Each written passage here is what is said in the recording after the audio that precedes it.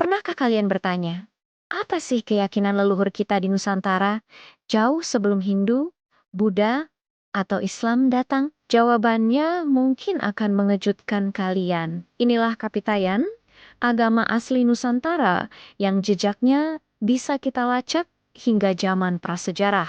Ini bukan sekadar animisme atau dinamisme, melainkan sebuah konsep tauhid purba yang luar biasa mendalam. Mari kita mulai dengan inti ajaran Kapitayan. Menurut sejarawan Agus Sunyoto, Kapitayan memuja satu entitas tertinggi yang disebut Sang Hyang Toyo. Apa itu Toyo? Dalam bahasa Jawa kuno, Toyo berarti kosong, hampa atau suung. Jadi Sang Hyang Toyo adalah Tuhan yang maha hampa, yang tidak bisa dibayangkan, tidak bisa dilihat, dan tidak serupa dengan apapun. Konsep ini mirip sekali dengan Laisa Kamitslihi Syai'un dalam Islam, yang berarti tidak ada sesuatu pun yang serupa dengannya.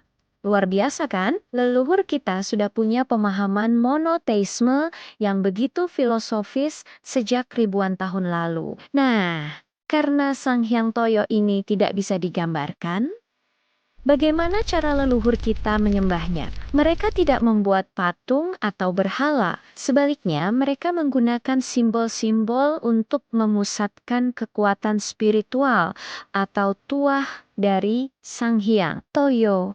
Salah satu simbol paling kuno adalah tugu.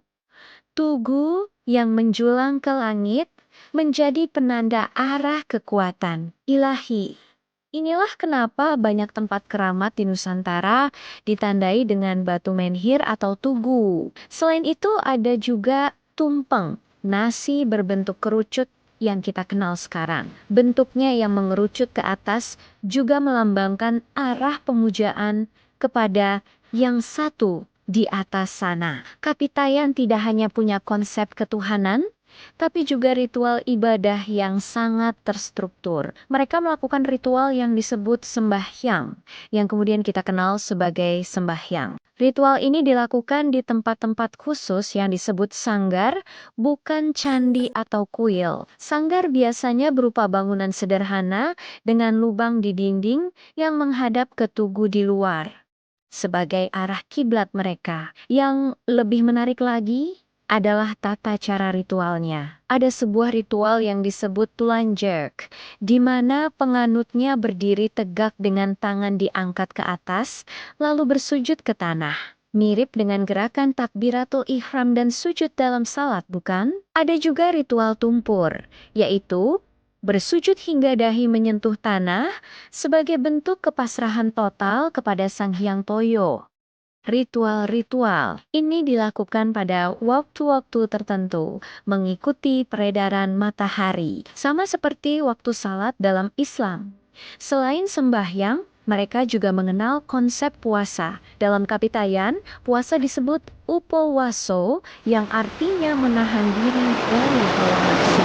Tujuannya adalah untuk membersihkan jiwa dan mendekatkan diri kepada Sang Hyang Toyo. Praktik ini dijalankan dengan mengurangi makan, minum, dan menjauhi kesenangan duniawi. Sekali lagi, kita melihat kesamaan yang luar biasa dengan ajaran puasa dalam Islam. Sekarang pertanyaan besarnya, kemana perginya ajaran Kapitayan ini setelah agama-agama besar masuk ke Nusantara? Jawabannya, Kapitayan tidak pernah benar-benar hilang. Ajaran ini justru melebur dan menjadi fondasi yang sempurna bagi penyebaran Islam di tanah Jawa.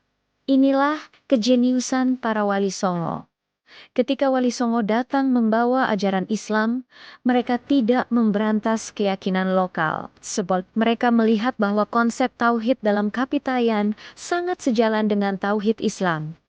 Mereka tidak perlu mengenalkan konsep Tuhan dari nol. Masyarakat Jawa sudah punya konsep Sang Hyang Toyo, Tuhan yang Maha Esa dan tak terbayangkan. Para wali kemudian melakukan apa yang kita sebut akulturasi atau islamisasi istilah. Istilah-istilah Kapitayan yang sudah mendarah daging di masyarakat diadopsi dan diberi makna baru sesuai ajaran Islam.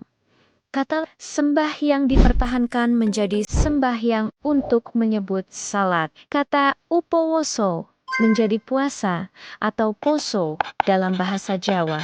Bahkan tempat ibadah yang disebut sanggar dengan lubang di dindingnya diadaptasi menjadi mihrab di dalam masjid yang berfungsi sebagai penunjuk arah kiblat. Wali Songo menggunakan pemahaman lokal ini sebagai jembatan. Mereka menjelaskan bahwa Sang Hyang Toyo yang selama ini disembah oleh leluhur Jawa adalah Allah Subhanahu wa Ta'ala dalam Islam. Allah yang juga laisa kamitslihi syai'un, tidak serupa dengan makhluknya. Dengan pendekatan ini, Islam terasa dekat, akrab, dan bukan sebagai ajaran asing yang mengancam. Islam datang bukan untuk menghapus, melainkan untuk menyempurnakan ajaran tauhid yang sudah ada. Inilah mengapa Islam di Nusantara, khususnya di Jawa, memiliki karakter yang unik. Islam yang menyatu dengan budaya, yang menghargai kearifan lokal, dan terasa begitu damai. Semua itu tidak lepas dari fondasi spiritual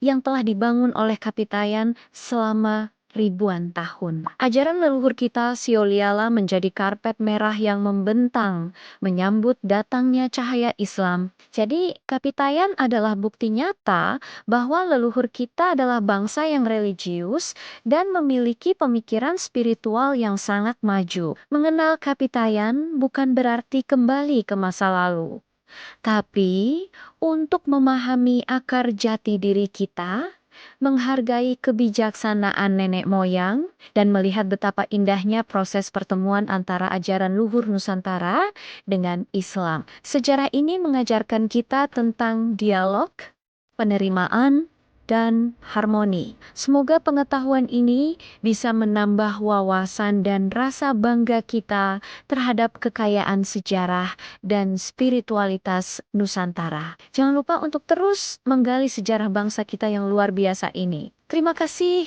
sudah menonton. Jika kalian suka dengan konten seperti ini, jangan lupa untuk like, comment, dan subscribe agar kita bisa terus belajar bersama. Sampai jumpa di video selanjutnya.